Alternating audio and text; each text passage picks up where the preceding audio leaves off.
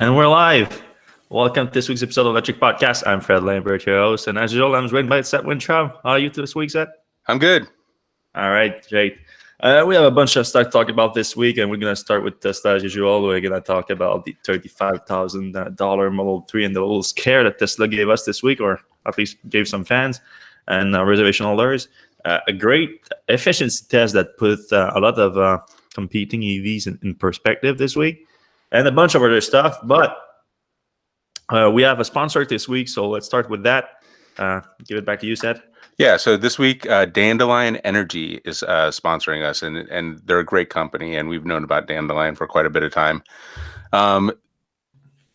Dandelion Energy is the leading home geothermal company, and they're doing almost all of their work right now in New York State. Homeowners who make the switch to geothermal heating save on average over $2,200 per year, which is boom, that's a lot of money. Visit dandelionenergy.com/electric to see if your home qualifies.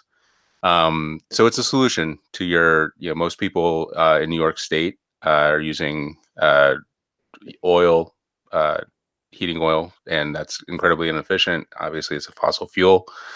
But did you know that just 5 feet below the surface of your home, the temperature of the earth is warm enough to provide you with heating in the winter?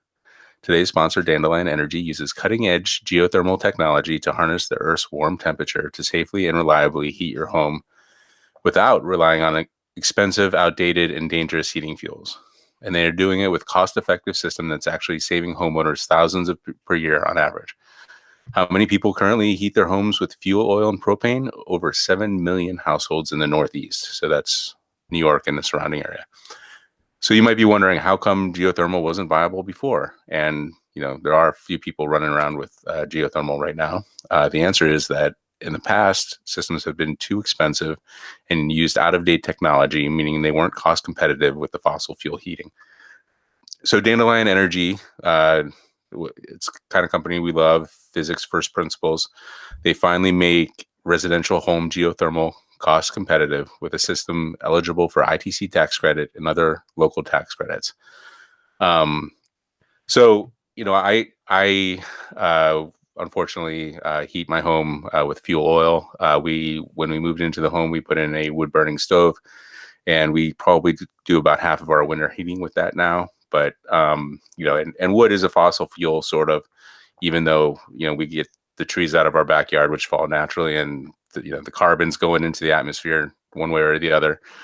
So we burn fuel for about half of our heating, but the other half is oil. We had Dandelion come out. Right now, Dandelion is only doing forced air, and we have radiator heat. So we're not yet on Dandelion's list, but they gave me their spiel, and I'm so on board with this idea. Basically, they found out, and they're a Google X company. They came out of Google X. They found out ways to drill more efficiently into the ground. We have really rocky soil, so they didn't care about that. We had somebody come out a couple of years ago, and they were like, yeah, we can't do it. It's too rocky. Dandelion can. They go down, they dig 5 feet down, and they put these pipes that are exchange heat, and they put a forced air thing in your wherever your heater is currently, or your boiler, and they save you a ton of money, and you don't burn oil, which is it's a win-win. So anyway, Dandelion's our sponsor this week, and hopefully some weeks ahead. We're really proud to have them on board. dandelionenergy.com/electric. Awesome. Works a lot with what we're covering this week, as usual, which is about efficiency, both in your cars and in your home. All right, Tesla Model 3, $35,000 standard battery pack. Tesla has been posting on their website a timeline for it for the past 2 years now, really. And at first, it was supposed to come early or mid 2018 or something. Now we are 2019; it's still not there yet. They've been updating that timeline infrequently. It has mostly been 4 to 6 months, but it wasn't updated very often. And they have completely removed that mention from the Model 3 online configurator in the US, at least. Somehow it's still on the Canadian one, or Don't know about the other markets, but that's weird. And of course, when that happened, a bunch of you guys sent us a ton of emails like, "Hey, what's going on here?" Like, I fear that Tesla might be uh, trying to walk away from that system. And I mean, that fear is partly justified because if we go back, like especially like 2 weeks ago or something, Elon tweeted something like, "Oh, the mid-range $40,000 Model 3 is basically a $35,000 version after accounting for incentive and gas savings." So a bunch of people saw that and like, "Oh, is he trying to get out of producing an actual $35,000 version?" And it kind of felt like he was kind of, preparing people for that eventuality. But then right after he said, no, it's still coming, but it's difficult and blah, blah, blah. And I mean, it felt reminiscent of back when they introduced the Model S, and the Model S was supposed to start at $50,000. And it did start at $50,000 with the Model S 40 kilowatt hour version, but they killed that version like right away. And so we don't want to see the same thing happening with the Model 3. And we reached out at Tesla to ask, why did you remove any mention of the standard battery pack in your on your website, in the US version at least?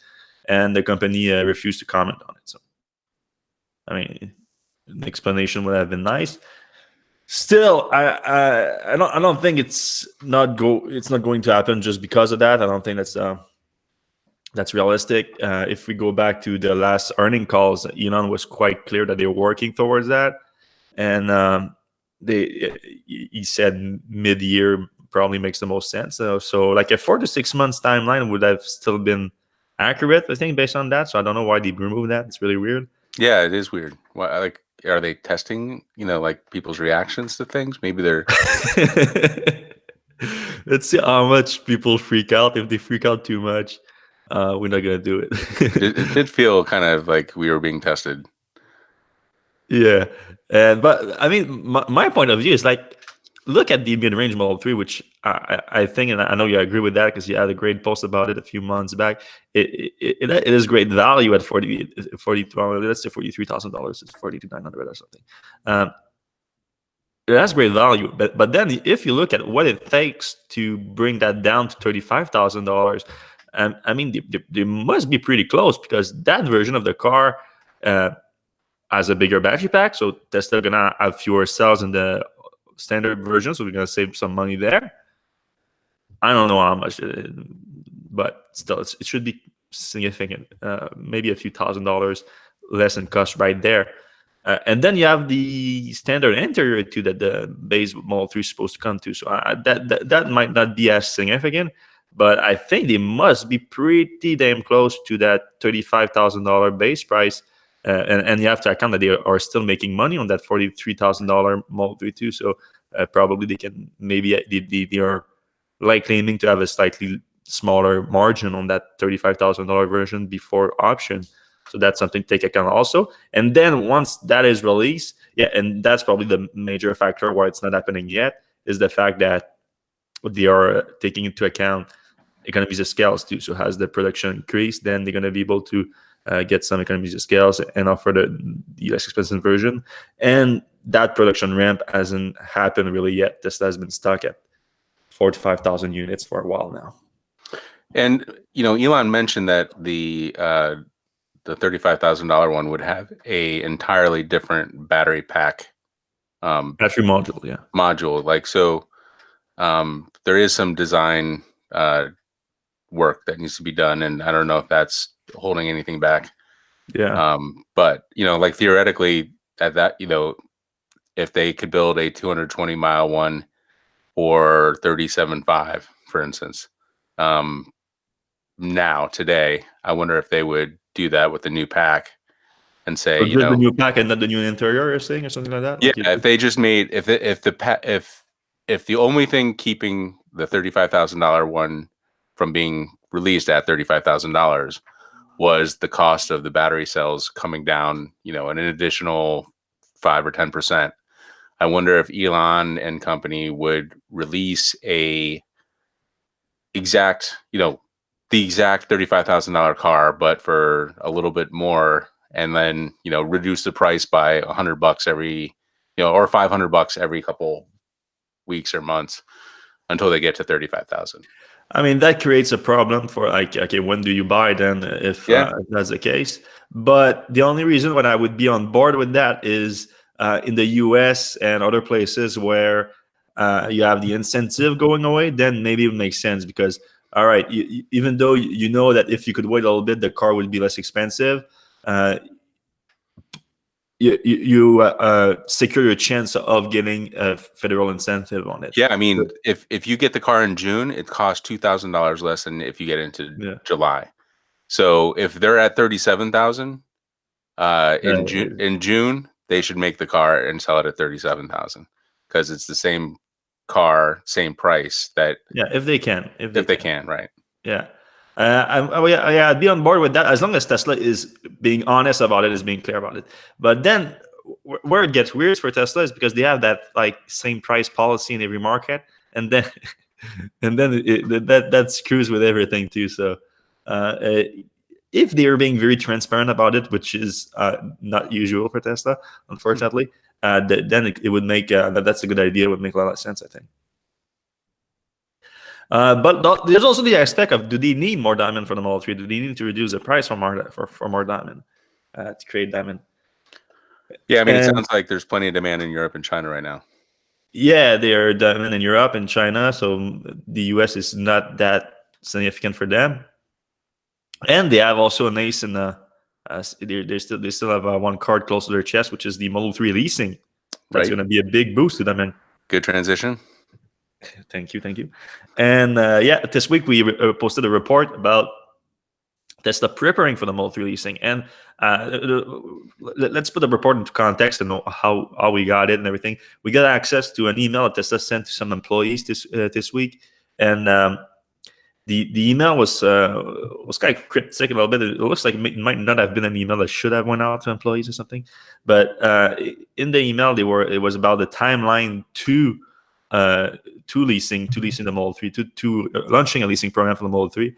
And it was talking about as soon as I think next week, February 26th, people could order a Model 3 with a lease financing option and get it. It will start delivering it like a few weeks later or something, as soon as next month, basically.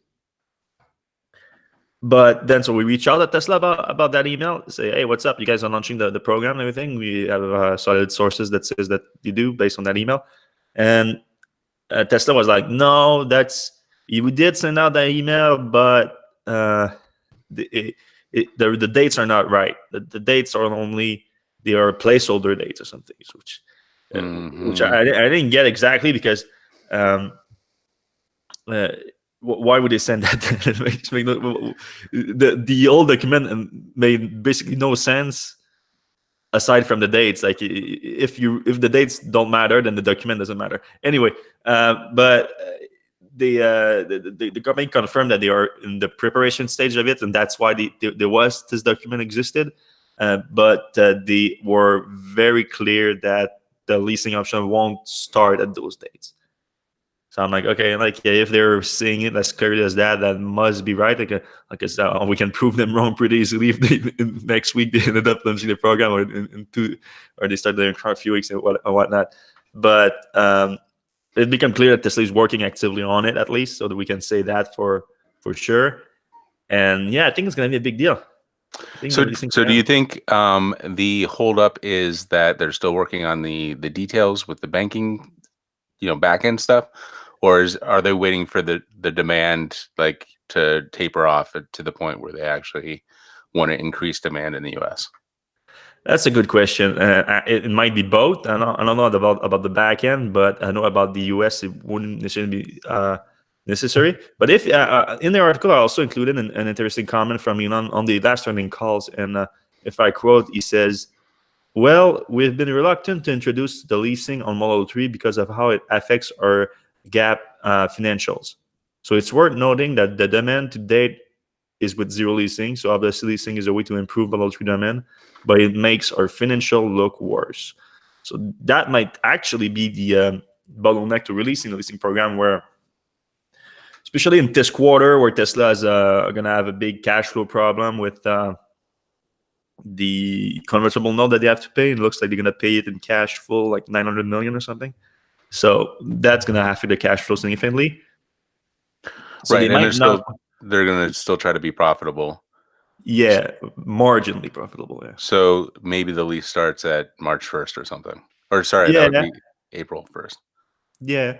That one makes sense. Push the needed cash flow to the next quarter. Focus this quarter on still delivering paid car and finance car instead of lease one, which of course Tesla has to put a lot more money forward and get a residual payment from it. So it's not ideal. But long term, I think it's going to be a great program by Tesla because I believe the Model 3 will retain its value very well, which is going to contribute to either lower prices for the lease or Tesla making bigger margins on the lease. So either way, it's going to be good for Tesla and or for customers. So that means more car on the roads. That means more electric mileage on the road. That's a goal. Yep. All right. Moving on to, if it can load on my side here, an interesting efficiency test that came out of the company Next Move in Germany. It's an electric car rental company, and they got their hands on a Model X, which is quite easy. It's not that difficult, but more impressively, an early pre-series e-tron, Audi e-tron, and Jaguar I-Pace. Jaguar I-Pace is for sale in Germany, so it's not that difficult. But having those three cars together is great. And what they did with those three cars, they did an efficiency range test. So what they did is they drove them in parallel on the Autobahn between the Munich airport and Landstadt on a 87 kilometer stretch of the highway there at an average speed 120 kilometers an hour, which is about 75 miles per hour. So all the cars drove in the same environment. So technically they should have, there's still some variation, but hopefully it's as close as you can get to a sterile test that's all the vehicles. And the temperature, it was also pretty chilly, 8 degrees Celsius, and inside 20 degrees Celsius. Yeah, so it's not that bad, but yeah, it's at those temperature, I don't really see very much of an effect on range, to be honest. But it's still, yeah, it's a little bit chilly. So all the e-tron, of course, is they only have one powertrain option, 95 kilowatt hour battery pack, 2 motors, and blah blah blah. Same thing for the I-Pace, but a 90 kilowatt hour battery pack. For the Model X, they use the 90D, which is not for sale anymore, but they felt that the 90D, since the I-Pace is 92, it would make more sense to use it. And the result are well, they're impressive. I mean, it's what we expected, really. The Model X beat everyone in terms of efficiency with 24.8 kilowatt hour per 100 kilometer. The e-tron came in seconds at 30.5, 23% more. And the I-Pace came in last at 31.3. And that's surprising if you just look at the size of the vehicles, because the I-Pace is the smallest of the three. Correct. And the e-tron is a little bit bigger, and the Model X is the biggest. Correct. Yeah, like we noted in our reviews of those cars, we wouldn't even, well, e-tron and Model X, maybe you can do some comparison, because I can see someone on the market for an SUV, especially an electric SUV, and looking at both Model X and e-tron. The I-Pace, I'm like, I mean, you need to really be able to do some compromise on space and design too, well, in order to want to do it. But when I mean design, I mean an SUV design, because it's barely an SUV, really. It looks more like a sedan, and it has also the space more of a sedan. But yeah, in terms of range, based on that consumption, they calculated about 339 kilometers of range on the Model X 90D, 274 for the e-tron, and 272 for the I-Pace. So a big difference for our Model X here. 90D. And so if you're trying to read into those results, I mean, it becomes clear that Tesla has a significant lead in efficiency, especially when you take into account, like you said, the size of the Model X versus those cars. But there are other factors, I think, too. I mean, one is drag coefficient. Like Audi brought its, kind of huge grille to the e-tron, even though it has, a lot of it's plasticed out. Same with the I-Pace. It still has a huge grille on it, even though it's been kind of designed for airflow. But the Model X is obviously very smooth, and they've kind of gotten rid of most of the grille. And then, also tires, I think, are a big difference. I actually have a very inefficient set of tires on my Model X, and it's a pain because I don't get anywhere near what I, would get otherwise. But I know the Audi e-tron and the Jaguar I-Pace have very traditional tires on them, so I don't think they get quite the rolling efficiency. Yeah. But I think to be honest with you, I think the biggest difference is that Tesla's been doing electric vehicles for more than a decade, and this is kind of Audi and Jaguar's first go. And I think all the efficiency stuff that Tesla's been able to learn over the past decade plus, Audi and Jaguar are just kind of starting to figure out right now. I mean, what do you think? Like, what other reasons could this disparity exist? Why other reasons? I mean, I think everything you just said is true. But I would also take into account that it doesn't necessarily mean that they cannot do it. Like they cannot get some good efficiency out of the car. Is that they're making compromises and they know they are. I think the best example, in my opinion, is going to be the Audi. Jaguar has some things that I don't really understand for sure. But Audi, I could give a better explanation, especially the fact that it has become quite clear now that Audi has a big buffer in terms of their battery pack. Yep. I estimate that maybe at least, maybe even over 10 kilowatt hour of capacity. Was that me or was it you? Like someone ring the bell? I don't think so. No, all right. Wasn't me ringing the bell. Okay. So about 10 kilowatt hour out of a 95 kilowatt hour battery pack. How we know that is, well, first of all, efficiency sucks, but it's also how they have been able to do some pretty good charging rate, even better than themselves, or they're rating it at 150 kilowatts, but we've seen charging cycles at over 150, around 155 kilowatts. And more impressively than that, they are able to maintain the high charge rate for a long time, well into the highest state of charge of the battery pack.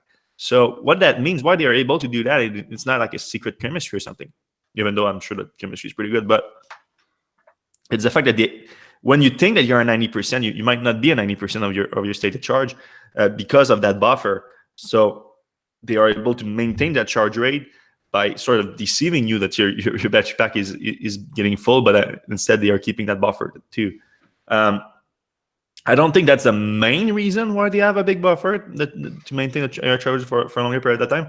I think it's more like a fear for longevity. So if you don't charge a battery pack at the highest level often, then you can get more charging cycles out of it. You might remember what we reported on Jeff Dunn, Tesla's battery expert, saying that the actual optimal place for longevity is like 70% of the charge rate, even though the difference between like 70 and 80% is very minimal. So for practical reason, you shouldn't stop at 70%. You should go 80, maybe even 90% on a daily basis. But there's definitely advantages there. So I think that Audi has their first, well, it's not their first all-electric vehicle, but their first serious all-electric vehicle, I should say. They want to make sure that the battery doesn't degrade as much for over a long period of time. They have like very serious warranties and stuff, so they want to be on the safe side of that, and I think that's why they do it.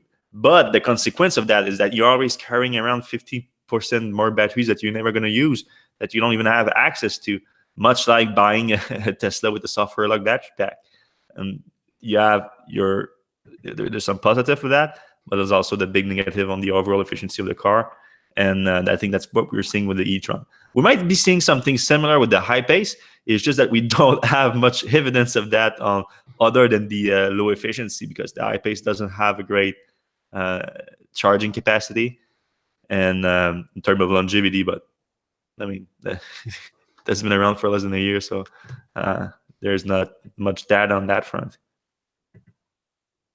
But overall, very interesting test. Yeah, this is the first we've seen the three put on kind of even keel. Yeah, we've seen a bunch of like Bolt versus the Ioniq and things like that, and the Nissan Leaf. But I mean, those cars, they add more disparities in powertrains and battery packs and form factor, you could say too, in some cases. But these three ones, aside from the I-Pace, I'm like, not sure. I like the I-Pace. I very like the design and everything. But I mean, in terms of, I don't see someone deciding between an I-Pace and a Model X. That's what I'm saying. That it's not like a direct competitor, because you want an SUV, bigger car, you need the cargo space. You got to go with the Model X. Yeah, and ironically, even though it's more like a car, it's more like an AMC Eagle. I don't know if you know those old vehicles, but the wheels are huge, but it's really more of a car than a SUV. Yeah. But the I-Pace does really well off road, and I would hesitate to take a Model X kind of to some of the same places that the I-Pace went when we test drove it. So it's definitely off road capable. It's just not the size. Yeah, I think the clearance on the I-Pace is much higher, right, when it's at the top level than the Model X, even if you put it in on high with the suspension. I mean, the Jaguar I-Pace highest suspension setting is called off-road setting. It's not even called high. Like, so, specifically for going off the road. Yeah. Next, when I move to Elon's comments on self-driving, which, I mean, we've been doing that for a while now. It's still the same comment. It's still talking about end of the year, but in a new comment that he made on the ARK Invest podcast. ARK Invest is a Tesla investor, and Elon went on their podcast this week.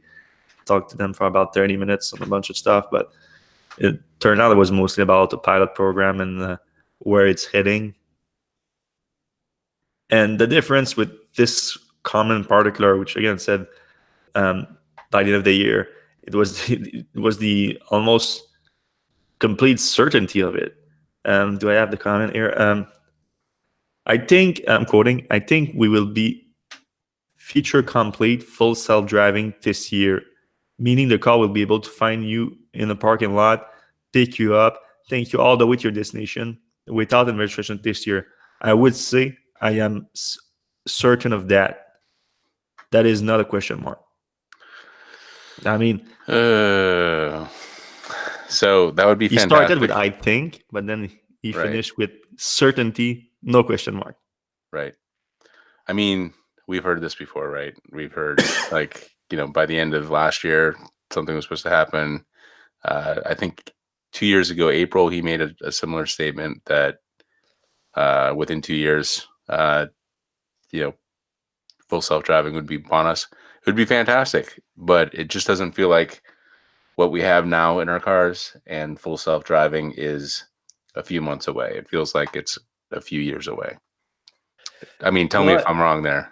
Yeah, well, you're not. I don't think you're wrong, and I don't think you. Maybe you don't even disagree with Elon Musk here, because what he said after that was also very interesting, and give more context to that, because the full self-driving thing, the way they talk about it, they talk about full self-driving, and I think in most people's mind, when you say full self-driving, the car drives itself. You have nothing to do. You could be asleep. You could be not there. You could be no one in the car. Right. But he said after, however, people sometimes will extrapolate that to mean now it works with 100% certainty, requires no observation perfectly. That is not the case. So it does require observation. Right. And he said that not requiring any observation would be within another 2 years after that. So the way I understand it right now, what's gonna be ready by the end of the year is basically just Autopilot But for side plus streets. the Autopilot with the capacity to handle traffic lights, to handle roads that are not highways. Like right now, you can use Autopilot on roads that are not highways, but it's more efficient on highways. And if you technically use Navigate on Autopilot, minus the confirming the lane change, it's basically autonomous on highway, except that you have to be you have to be ready to take control and you have to touch the steering wheel every time. I think it's going to be the same thing with that, but also able to handle traffic stop and traffic lights. So that's technically fully self-driving, except that Tesla is going to likely keep those autopilot nag, basically. So you're still going to require you to get your hands on the wheel and everything. I'm not sure how that's going to play with the regulators, but when you think about it, it's basically what Waymo's is doing right now, where they have a bunch of cars that drive themselves and everything, but they have an engineer or a test driver in the driver's seat. Tesla is basically doing the same thing, but instead of a test driver that are being paid, they are using paid customer to do the same thing. Yeah, and also note that he says this year, meaning that the car will be able to find you in a parking lot, pick you up. So that means theoretically that you're walking out of the mall and you just click, do something to your app or phone, fob, and the car, without anybody in it in a public space, backs out of its parking spot and drives to you. Yeah. That's kind of like, I don't know if that's going to fly in a year. Well, you've been talking about that for a long time. That's a smart summon feature, basically. Right. And that was supposed to come months ago. So it looks like they've been working on that a lot. So I'm not that surprised about that. What I'm most surprised about is that because he says parking lot. So that's not public roads, but they are public spaces that are privately owned space. So maybe you can do it, but do you need like the permission of the owner of the parking lot or something to do that? I don't know. Yeah, I don't know what that means. Maybe he's saying like you can walk out your front door and it can come, pick you up. That's basically what someone does right now. I mean, you can tell it to get out of your garage, for example, by itself. And yeah, but it can't go, like drive around your driveway and come over to. Yeah, if you have a complex driveway, but like how many people have that? Normally, it's just like pretty straightforward. Right. Yeah, I mean, those are definitely very interesting comment, and that's what I always come back to. Like, I'm skeptical. I'm obviously skeptical of it, but at the same time, what the fuck do I know? Do I know more than Elon Musk about this? I mean, I don't. I clearly don't. And they have so many great people working on it that we know, and I'm like, it does sound crazy. It does sound like it makes no sense. And 90% maybe of people outside of Tesla would say the same thing. I mean, I don't know anyone that doesn't scoff at Elon Musk saying it's going to be ready by the end of the year. Do you? Yeah, so that's the other thing. Like he knows people are getting on him about these insane timelines that he keeps on predicting. And like, so he doesn't, like, theoretically, at least hopefully some of his handlers are helping with this, but he doesn't want to get a reputation of being wrong a lot on timelines, even though he's got a reputation of being wrong a lot on timelines. So like theoretically he would say, oh, maybe I should stop doing this. But I don't know. Like, I would love it for it to be true. So You know what he says about that, though? He says that the way he knows if the technology is evolving or not is when, not if his prediction on the timeline is right, but if it gets shorter. So it's not about like when is 2 years, like 2 years from now. It's about if now it's 1 year instead of 2 years. Well, he should say something like, we're targeting this, not it will happen here. That's what he was saying before. So that's why this comment is also interesting, is because now it's like he's certain it's going to be ready by the end of the year, basically. But that also means that. So what he's doing is challenging his engineers to make it happen. He's like, hey, I put it out there, make it happen. And they're going to be like, okay, we'll try. Like, but there's only, there's reality to contend with. Yeah, we see that reality, things like that. Yeah, I mean, like I said, I'm skeptical, but I'm sure Elon knows a lot more about this stuff than I do. Yep. Speaking of Tesla software updates, Sentry mode Tesla, we talked about last week. They started rolling it out last week, but this week they released a few more interesting details about it in the actual release notes of the latest updates. And they said one of the concerns when we first reported on that is the phantom drain, how much it contributes to the phantom drain when your car is parked, because it's it actively the autopilot cameras are active and they are trying to detect potential threats around the car.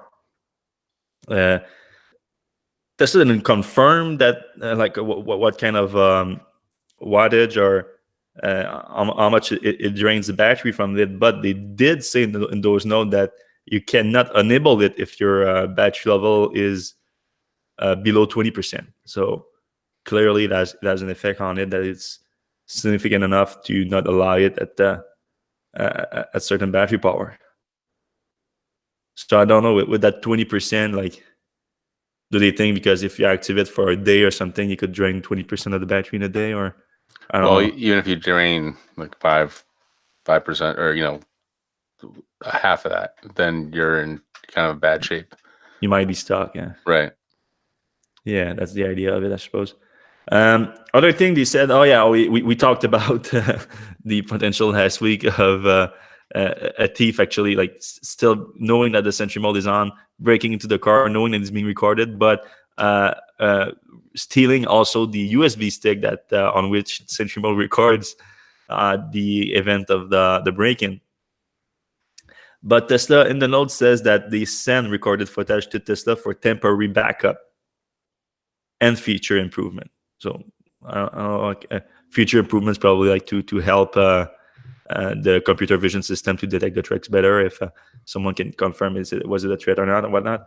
But yeah, and also backup. So maybe if it was actually a break-in and they steal a stick or something, you could maybe call Tesla and they could send you the footage. I don't know. Though Tesla has been weird about that stuff for like accidents. When before the Tesla cam was a thing, we knew that Tesla's autopilot camera acted as some kind of black box where they would record the few seconds before a crash. Yeah, and didn't Jason Hughes? Yeah, Jason Hughes has been able to recuperate that stuff when he was buying the cars as a damaged vehicle from salvage. But Tesla itself would never release those images. So presumably they would do it for that. Otherwise, like, why would you back it up? Though they said it's also for feature improvement. But right. Yeah. Also, they say not to leave any sentient beings inside the vehicle if the Sentry mode is activated. Sentient beings, like, yeah, not aliens, carbon-based life forms. Yeah, but apparently you really don't want to be inside the car that the Sentry mode is going on, because it's crazy loud. Quite loud. Some people complain about, like, you cannot activate dog mode and Sentry mode at the same time. But then, like, why do you leave your dog in the car? That should be enough in itself. You need a bigger dog. Yeah, that maybe. But also, if the Sentry mode activated, I think your dog would freak out, because those things are loud. Did you get Sentry mode update yet? None that I know. By the way, my car's in service right now. Oh, that's right. Not that I use it anyway. Like, I loaned it to a friend of mine, but you got a flat. Yeah. On my brand new performance winter tires. Ooh. And apparently it's not. You cannot repair it. So when it happened in the middle of the night, Tesla picked up the car, brought it to the service center, and now they ordered the tire. Apparently it's 5 to 10 days to get the tire. Oof. So my car is stuck at this service center for 5 to 10 days until they get the tire. So but I thought at the same time I might have them install finally the spoiler and my badge that I never got from a Performance Model 3. Yeah. And they're not being very communicative with me. They send me like a text every few days saying like, "Oh, we'll look into it." I mean, you have the spoiler, you don't. But Right. yeah, that happens. But no, as far as I know, I didn't get the Sentry mode on it. Yeah, me neither. I'm excited to try it out, but neither of my Model X or Model 3 has gotten that update yet. Your Model X is a 2.5 autopilot or a 2.0 autopilot? It's 2.0, so they probably won't even get it. Yeah. But I thought he said up to, didn't he say, I thought there was like some follow-up where he said that. I think he said August 2017, right? Which is when they introduced 2.5, I think. Yeah, I can't remember. Or And was it and mine was used, so I don't even know when it was manufactured because it spent some time being the showroom car in Boston. I mean, you can add that from the VIN. Yeah, I know. I just haven't. All right, moving on to some interesting comment from a BMW dealer about the Model 3 and Tesla in general. Sonic Automotive, which is one of the biggest dealer group in the US, I think they basically represent every possible brand in the US. But also BMW, they have a lot of BMW dealership, and they reported their last quarter financials, and in that quarter, their BMW sales took a dive. And an analyst on the call asked Jeff Dyke, the president of Sonic Automotive, if he thought that Tesla's Model 3 had any effect on their BMW sale going down. And Dyke responded, there's no question. I mean, they're calling out to sell well over 300,000 cars this year. They sold a lot of cars last year. You can say all you want about their service problem and all of this. They just keep selling more cars. And I don't know if it's more of a cult than it is anything else, but my hat off to them. They're selling lots of cars. And then Dyke even said that, so since he represents a lot of different manufacturer, he's on certain meetings with those automakers, and he said, I can tell you that I spent a lot of time in manufacturer meeting, and 5 years ago, Tesla was not even a real big topic, and today it's the top of everybody's board, and it needs to be. So apparently there's some inside info that people are making Tesla a top priority, or combating Tesla a top priority, I should say. Yeah, and it's funny. It's funny because when you talk directly to these auto manufacturers, they're like, "Oh yeah, Tesla, whatever." But you know that is a big concern of theirs. Yeah, I find that some are pretty open about it, though. Yeah, some are. And sometimes you'll hear it from, like at an auto show, some BMW exec will say something like, yes, Tesla is a concern, or yes, Porsche will say, we do model our cars, or we test our cars against the Model X, those kind of things. But like generally speaking, if you talk to, any, like if you go to a BMW showroom, or if you go to, the auto show and you say, well, yeah, well, what about Tesla? You're like, it's just like, yeah, we don't really care about that, even though they clearly do. Yeah. Well, we were with Nissan last week, not this week, to test the new Leaf Plus, which we cannot talk about until next week. But they were pretty open about the fact that we have a Model 3. We are for like at the headquarters in Nissan, and we everybody test drives it to get their impression of the car and everything. So they pretty open that Tesla is a benchmark for them for sure. And understandably, because it's the most successful EV right now. So you need to know what's on the market, so it's not like it's a big surprise or anything.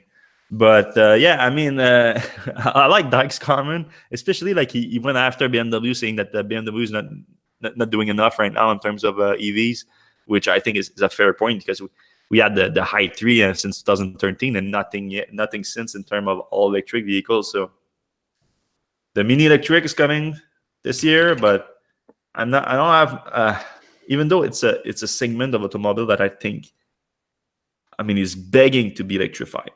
The segment that Mini is selling in, they are skipping the fifth. They are developing right now a new generation of electric powertrain at BMW, but the Mini E will be like the last electric car they do that doesn't have that fifth gen powertrain. So it looks like it's not gonna be up to standard. I think with the rest of the industry, maybe like it's gonna be like more like a Bolt TV competitor or something, which came out like 3 years ago now. So I'm like, I don't know. But the fifth gen is coming in the BMW iX3, which is coming next year. Yeah, it's funny. We talked to BMW at CES, and it was frustrating for us because it seemed like they were kind of rolling back their EV ambitions. That a few years ago they had almost all EVs, and this year they only had like one i3, and I don't even know if they had an i8 there. And we talked to their product guy, and we were like, where are the cars? Like, just like put out the cars. And he was like, they're coming. And I'm like, dude, you can't, like, your meal's being eaten by somebody else. Yeah. Like, you need to put cars on lots. You need to put EVs on lots. Not, they're coming in N+3 years, like, and being whatever it is right now. That the whole auto industry is like, yes, in 2 or 3 years we're gonna have a car, and those years keep getting pushed back. But it's just happening right now. It's exactly what we thought would happen. Tesla's eating everybody's lunch. Yeah. And they're doing it not just in the EV world, they're doing it also in the energy world. Powerwall 2 is the most requested home battery pack, according to, not just the most requested, is the majority of customers that want a home battery pack are asking for the Tesla Powerwall. So that's according to Energy Sage. We did a survey of other solar installer.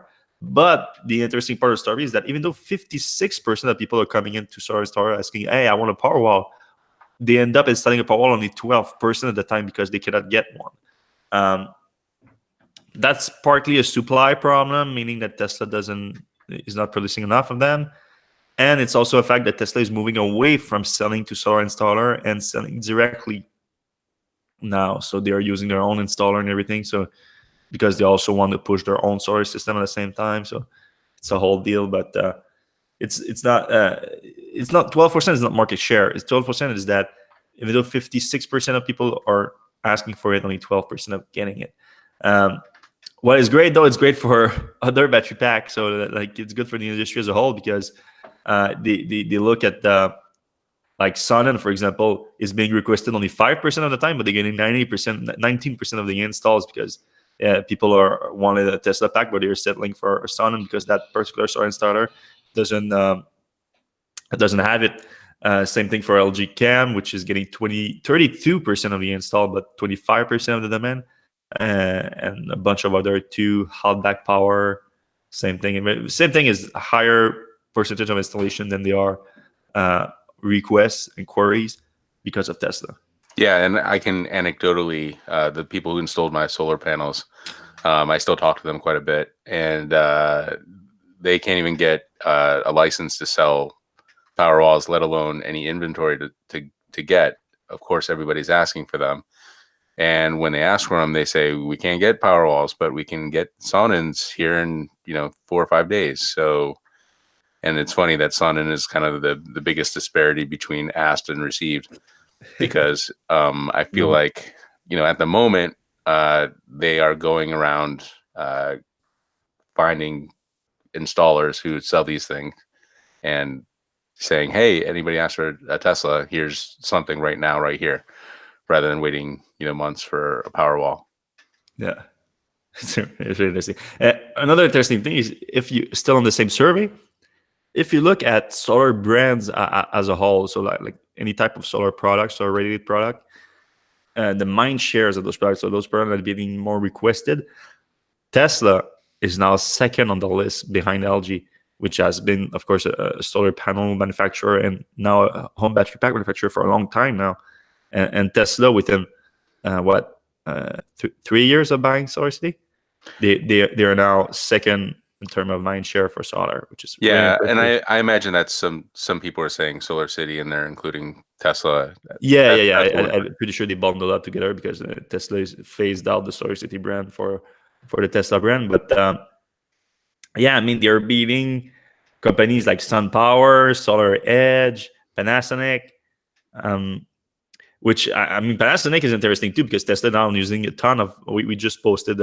If you go on Electrek right now, we just posted an article about the Tesla is using a new Panasonic solar panels. So Panasonic and Tesla are also linked together, and there, and Panasonic comes in at 26 versus Tesla's 42. So Yeah, it's also interesting. SolarEdge is the inverter maker that Tesla or Solar City as both installs usually by default. So it's interesting that Tesla has more mind share than them. SunPower is a very efficient solar panel maker. Enphase is another inverter maker, and SMA is an inverter maker. Solar World's and Canadian Solar are both panel makers. So they kind of group those things together.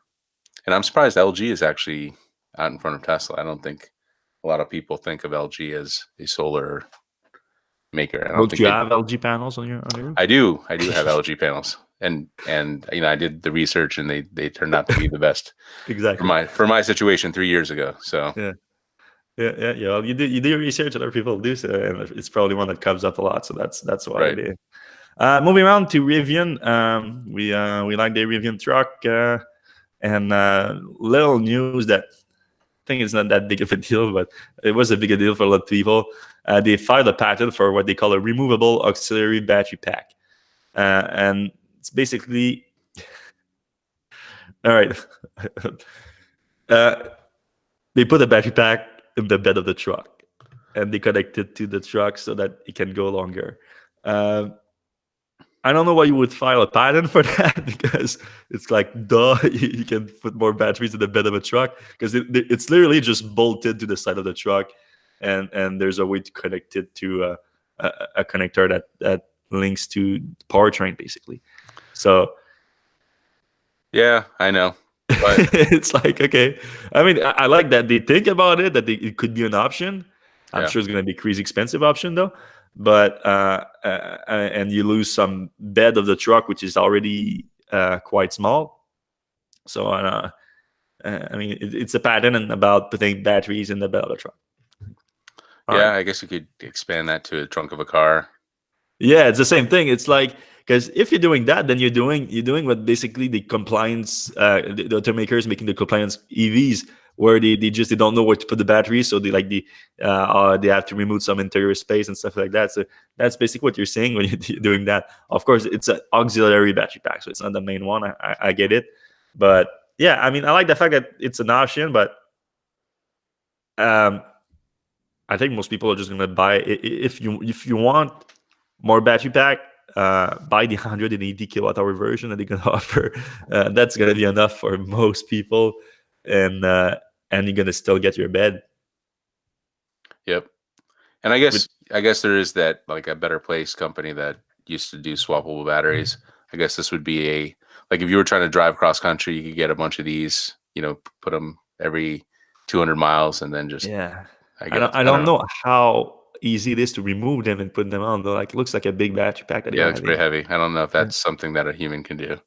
Yeah, so I'm not so sure about that. But they are marketing it. That was Jamie made that point in the article, which I think is fair. They are marketing it as an adventure pickup truck. So of course, if you're going on an adventure like off road for a long period of time, like and you're camping maybe, Right. then maybe it's a product for you. So we'll see. Moving on real quick. China's Candy announced that they got their approval for the iX3 and K22 EVs in the US. We reported on that last year where Candy ended up buying, they bought it. They bought a UTV, ATV distributor in the US. And through buying that distributors, they filed for uh, import and sell license for their EVs that are manufactured in China.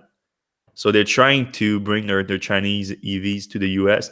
The iX3 is a small SUV crossover, and the K22 is a subcompact electric car, like a small city car, like think of the Smart or something. But they are crazy cheap in China, at least.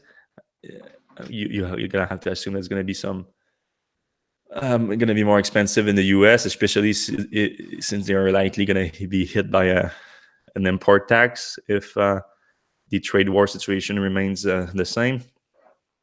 So we'll see. It might be interesting. There's not a lot of Chinese vehicle available in the US. That might Yeah, be one. it'll be interesting if the Chinese vehicles do start coming to the U.S. with the way the trade war is happening. That it'll be interesting to see what happens to the $7,500 tax credit, because I know we're not going to be giving $7,500 to the Chinese when American companies like Chevy and Tesla can't get those $7,500. I know somebody's going to lose their mind over that. Somebody's going to lose their mind, but under the current law, though, they would get it. Like, right, but they would get like a 25% import duties, then a $7,500 tax credit. Right. Well, the customer pays either way. Like they pay it, but yeah. So the government would be paying the customer, and the customer would be paying, back to the tariff. So I guess the government would just get their money back. Yeah, basically. Weird. Yeah. Mercedes-Benz and the EQC SUV. So there's a report coming out of Germany. Mercedes hasn't commented on it yet. That says that the EQC is being delayed a few months. The first delivery would start in June, but only to, I'm quoting, VIP customers. Any meaningful volume wouldn't start until November, according to the report, which again is just handles that, which is has a good reputation in Germany for inside sources and everything, but not 100% confirmed yet.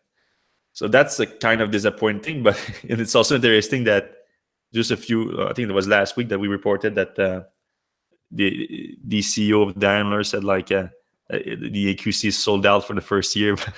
Right. They made if they only delivered in volume for 2 months, it's not that impressive. And I mean, I was always suspicious of the timing of the EQC since the unveiling of it, because like they clearly rushed to unveil it before the e-tron. Like the e-tron was planned, their unveiling for months and everything. And then like 2 weeks before the EQC said, we're unveiling, Mercedes-Benz says, we're unveiling the EQC, which is of course going to be a big competitor to the e-tron. And they did that. They unveiled it before the e-tron, even though it was supposed to hit the market a year after the e-tron. Now, though, the e-tron was also delayed. So to be fair, now they're like basically going to be pretty close, because at least in the US, though I don't know if June and November, that's probably just Europe, but so it could be even later in the US. But they're both delayed, or seemingly so. I mean, the e-tron was supposed to be here last year, so it's been delayed a lot too. Yeah, we get lots of reports of the e-tron and the I-Pace being delayed months at a time for customer deliveries. Obviously, yeah. They were delivering them, but just like very slowly. Like right now, I think last month was like 1,000 units or something, and globally, which is not great. Finally, a worrying report from Germany again about VW wanting to have their own gigafactory for battery cells. It's something they've been talking about for a while. I mean, Herbert Diess, the CEO of Volkswagen, said at one point last year, reported, we must not make ourselves dependent on a few Asian manufacturers in the long term, speaking of Asian battery cell manufacturer. And that's after they issued like $48 billion in battery cell contracts, an enormous amount of battery cell contracts. But they're still seeing long term that they would need their own battery cell production, a lot like Tesla did with the Gigafactory 1 and Panasonic. So Manager Magazine, a few months back, they reported that they were working on a plan with SK Innovation, a Korean manufacturer of battery cells, to do their own battery factory with them. A lot like the partnership that Tesla has with Panasonic. But now they're reporting, the same magazine, they're reporting that the talks are dead, and that LG Chem probably killed the talks. And LG Chem is one of the big partner right now for battery cell with VW, a big supplier to them. They are running some kind of supply task force to make sure that they have the battery cell ready for the ID vehicle that are being launching on the MEB platform in the next few years, starting this year. So in the short term, they very much need LG. And apparently, according to a manager report, LG was like, if you want to do that deal with SK Innovation, we're not going to supply you battery cell. And of course, they need those batteries, and they sort of let LG have that one. So to me, this is another like obvious Tesla thought is 5 years ahead with the Gigafactory, and these other car companies are just learning now that they can't just say, all right, let's just buy them in the open market, because all of these batteries are accounted for. And if they like get lucky and they sell a ton of cars, they can't expect any batteries to be on the market. And, they're kind of at the whims of the market. If battery are constrained, the prices are going to go way up, and all of a sudden their car's not, reasonably priced anymore. Mm-hmm. So this is one of those things where you can see Tesla being in the game so much longer. They saw the way the winds were blowing, and they were like, look, we have to be in control of our own battery supply. This is a big, important part of the puzzle. We're going to build a factory, and like, it's playing out exactly how you would imagine. Now Tesla kind of controls its factory. It can, it can't control costs 100%, but it can control a lot of the costs, and they're not at the mercy of the LG, Samsung, Sony, SK Innovation, and the other battery manufacturers. So again, Tesla being 5 years out in front has its advantages. Yeah, and I think they should like announce a new one soon too, to get the ball rolling, because they know like the kind of volume they're gonna need. But I think they're still trying to figure out the exact model of the Gigafactory one first before replicating it to other factories. But yeah, a lot of exciting from that front, and hopefully Volkswagen figured it out too. And I mean, again, it's still a report. It might be more complicated than that. I don't want to throw LG camp under the bus here, but based on that report, they don't look good in my opinion. All right, that's pretty much it for us this week, everyone. Thanks a lot for listening. Thanks a lot for watching on YouTube. Thanks a lot to our sponsor, Dandelion. And DandelionEnergy.com/Electrek. Yeah, if you want to check them out, and if you're in New York, you could save a few $1,000 a year, which is nice. All right, have a good one, guys. Ciao.